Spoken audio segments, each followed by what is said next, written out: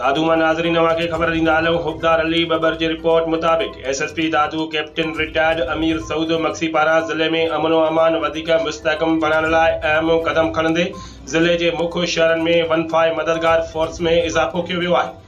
दादू मेहर ऐं खैरपुर नाथनशाह खां पोइ जोही शहर में भी मददगार वन-5 जी नफ़रीअ में इज़ाफ़ो कयो वियो आहे। जोही शहर में पहिरियां 7 ईगल फोर्स जे टीमुनि जो गश्त हूंदो हुयो, जंहिंखे वधाए हाणे तइदाद 20 कयो वियो आहे।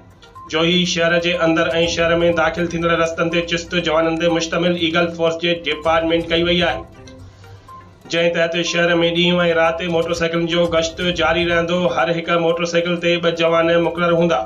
बर वक़्त मालूमात शेयरिंग, कम्युनिकेशन ऐं फौरी रेस्पॉन्स लाइ अहलकारनि खे वाकी टाकी सेट पिणु रखण जी हिदायत कई वई आहे। एसएसपी दादू पारां वन-5 मददगार खे शहर में मौसर गश्त करणु, हर वक़्त अलर्ट रहण ऐं शहरनि जे तहफ़ुज़ ऐं मदद लाइ फौरी रेस्पॉन्स ॾियण जी ख़ुसूसी हिदायतूं ॾिनियूं वयूं आहिनि।